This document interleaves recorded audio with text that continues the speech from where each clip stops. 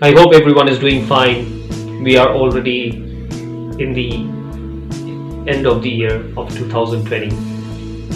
We'll definitely try and seek from God to give us a bright and prosperous New Year 2021. So first of all, I would like to thank each and every one on behalf of Dr.Shyama Prasad Enlightenment Federation who have been working behind the screens in terms of editing, in terms of research, in terms of script, in terms of making. So there are a lot of other things which is involved towards it. So as always, we have again appeared here with our next episode today. And first of all, I would like to wish everyone a Merry Christmas, because we have just spent the Christmas time, but however, due to the bad situation of the world, we are unable to celebrate the Christmas in that kind of environment.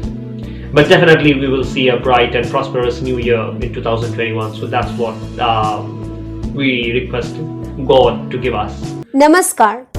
Now, hope you all are at best of your health. Now, as in our previous intro section, in our previous episode intro section, we have already said that today also in our intro part, we are going to discuss and know much more facts and logical reasons about how Dr. Shyama Prasad Mukherjee is a non-communal nationalist. So, considering the short time span, that is 1940 to 1953 in mainstream politics, he was no doubt one of the most impactful politicians. His detractors have been fearful of his powerful thoughts and ideas. With the support of political regimes at the center and state of West Bengal, they engineered several layers of misinformation about Shyama Prasad and his legacy. The apparent purpose of such dishonest enterprise has been to wage kind of mental blocks between his ideology and the masses. Four examples show such misinformation campaign. First, Shyama Prasad was accused of joining hands with Communal Muslim League and forming a ministry in Bengal.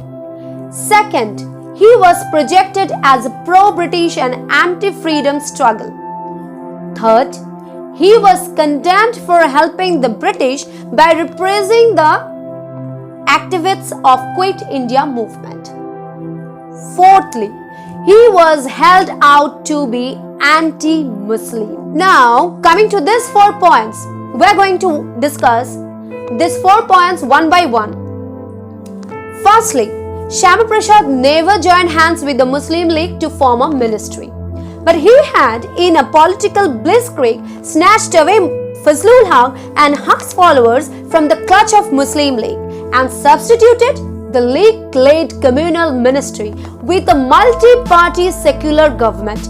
This was the first and the only secular ministry since 1937 in pre-independence Bengal.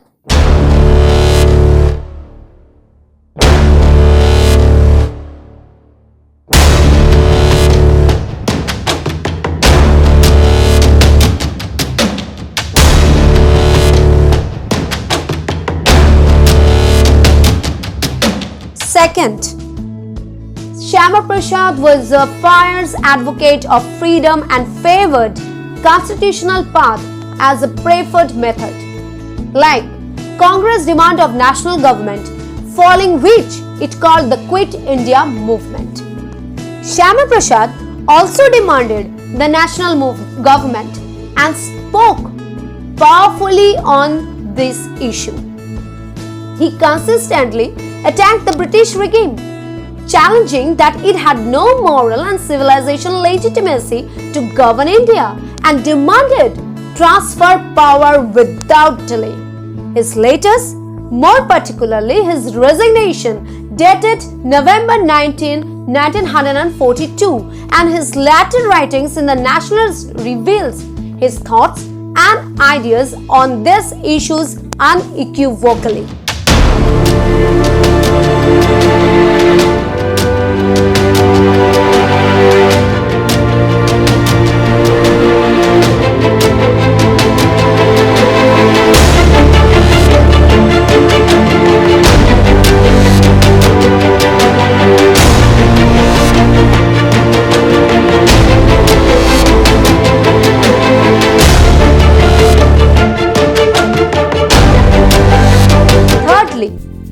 Shyama Prasad, like other leaders of stature like B.R. Ambedkar, C. Rajagopalachari, and organizations across the spectrum did not support the Congress decision of launching Quit India movement.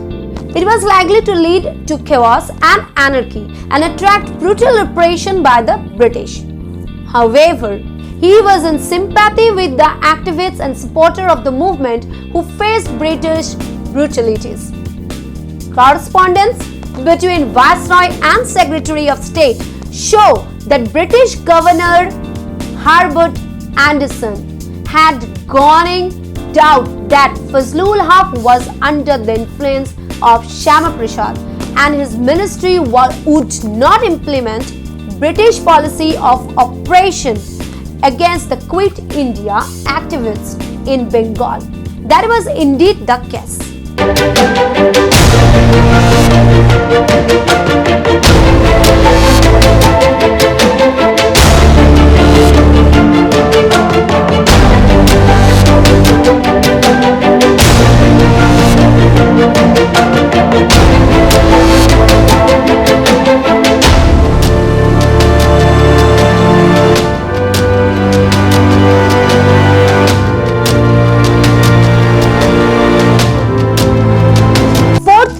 Very often, his detractors seek to attach the anti-Muslim label to his persona, hoping it will somehow manage to stick.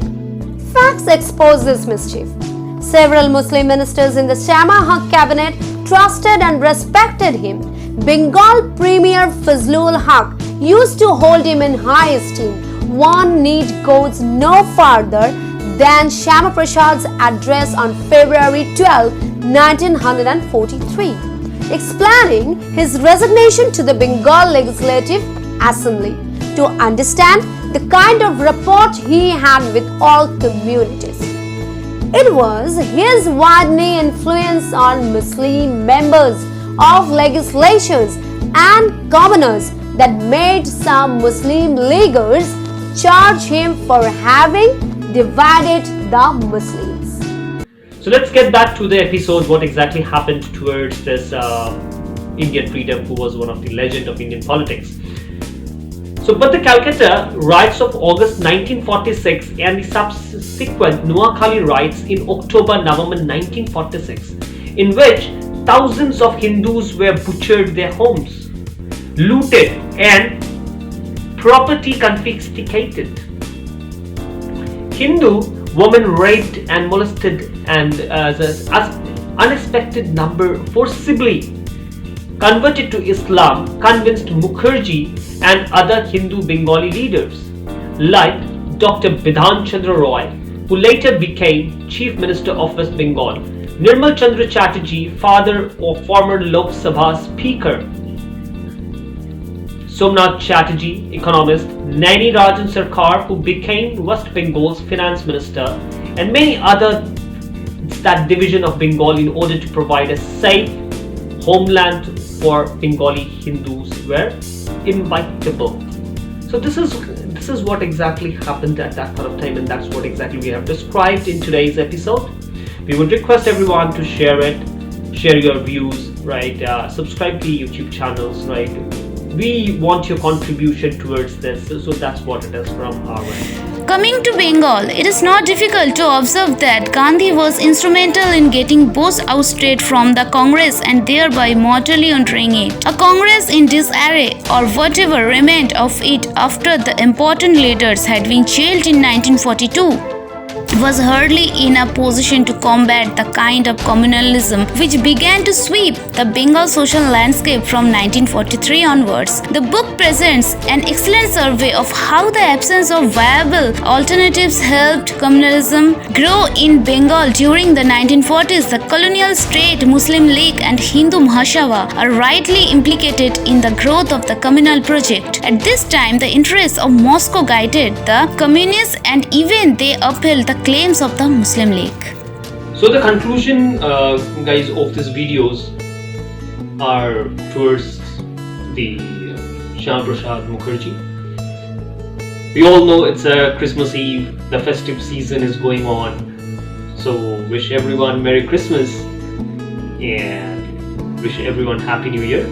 Let's celebrate this New Year with joy and with full of enthusiastic, so that we can do something new towards this Prasad Mukherjee. But again, we definitely want your contribution, guys, because without the contribution we are completely failed. So we want your contribution towards this, which will definitely enlighten this federation more and more, and we have to enhance our skill set towards these videos, and that can only be possible when your contribution is there, your feedback is being given from your end, or you can definitely write us on an email. Guys, we request you to just share it as much as you can, so that people are aware of Dr. Shyama Prasad Mukherjee, who was this legend who has actually worked hard towards this Indian Republic. On top of that, we want your contribution to subscribe this channel, like us on our Facebook.